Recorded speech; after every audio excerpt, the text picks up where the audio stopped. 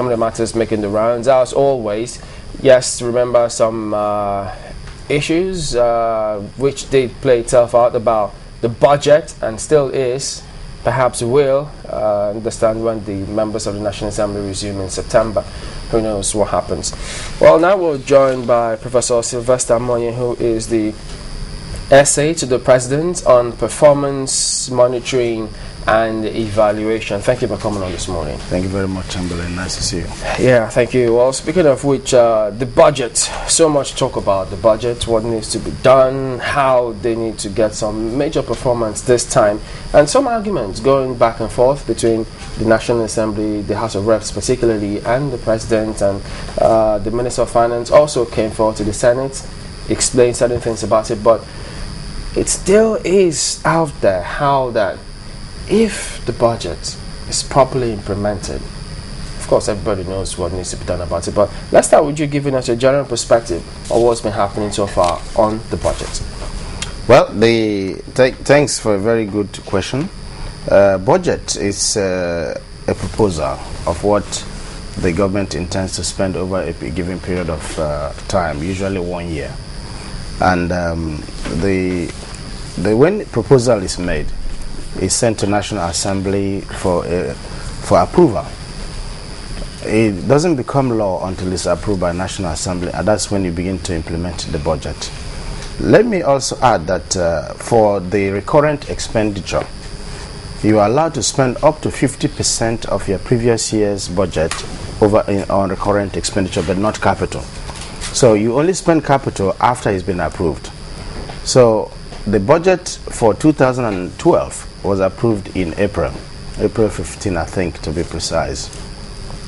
And that is when the implementation commenced in earnest. I have read some statements credited to the minority leader in the House, saying something to the effect that if the budget was not implemented 100%, they will impeach the president. I thought he was misquoted, and I think he's made a statement subsequently to say that he was misquoted.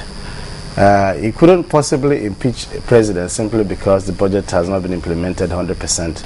It is clear that there's nowhere in the world that budget is implemented 100%. It is even worse for us that start in April. But beyond that, there are a number of fundamental issues that need to be understood in budget implementation. One is that when you have new projects, it takes a longer period to implement them, because the first thing you do is you design, you advertise, you do the due process before the contract can even be awarded. And that takes close to 6 months to do that due process. So if you are looking at a budget that was passed in April and you go through the whole hog of the due process exercise, the chances are that you begin to implement those projects around about October or so. But for ongoing projects, you can actually hit the road, the ground running, as it were, because it's ongoing. So those are some of the challenges that you need to understand. Okay, so what percentage of new projects do we have in 2012 budget?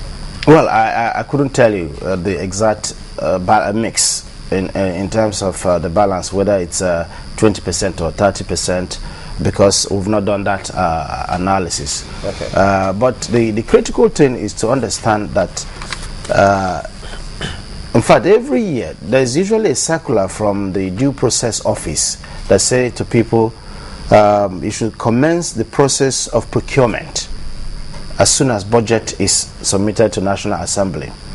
The idea is that if you commence the process, you don't have to award any contract before the budget, but you can actually commence the exercise. What becomes a problem is that if you have advertised based on 1 billion budget proposal, you do the due process, you do due diligence, are waiting for the budget to award the contract, and it comes out, your own component comes out to become 5 billion.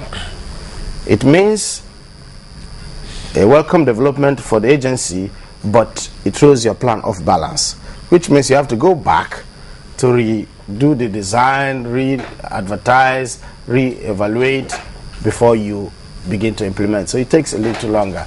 So there's nothing wrong with the adjustment, but what is wrong, what is a problem is that the implementation gets delayed. You know, if we had to go into all of this, because there seemed to be some kind of misunderstanding in understanding all of these budget matters, especially when it has to go through the National Assembly and comes back to the executive arm. And, you know, sometimes they were talking about constituency projects, which we also saw the minister try to clarify in all of that. Going back to budget performance, how true can it be that some of these ministries, you find that they have so huge amount of money budgeted to that particular ministry, still they've not been able to utilize such funds for the betterment of the people? Well, first of all, let's make it absolutely clear. There's absolutely nothing wrong with constituency projects. That's the first thing we need to make. It is not an underhand type of exercise. It's agreed between the executive and the legislature. So let's get that straight. Nothing wrong with it coming from the National Assembly. These are guys who have contested the election, made promises to their constituents that when they get there, they will improve their lots. So should they get their own budget separately, or should it be inputted in the budget? No, you see, the executive makes provision for constituency projects. So it's not a secret or some attempt to bribe members of... No, that's absolutely not the case. What the problem is that we have not moved sufficiently forward to the point where those constituency projects are designed, developed in advance and submitted to the executive for incorporation into the general budget, so that when the project is submitted to National Assembly, we won't waste too much time in doing the analysis and the changes.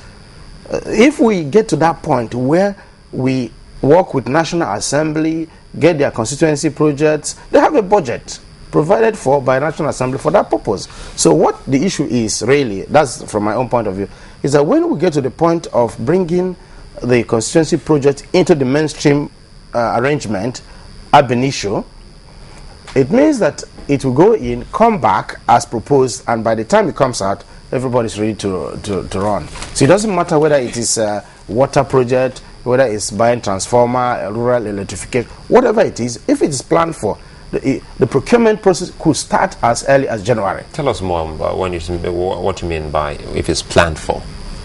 Well, you know, like I said, people in some members of National Assembly, because they know constituency project is legitimate, so it's not an illegal proposal, it is put at the stage of analyzing and preparing and finalizing and approving the budget. What we are saying is that if a project, maybe it's road, you want to do rural road takes a while to design, to do all the necessary paperwork. So by the time it gets into the budget, without those processes going through, it means you must go through the process anyway. So your project is delayed by the period that it will take to do those processes, usually 3-4 months.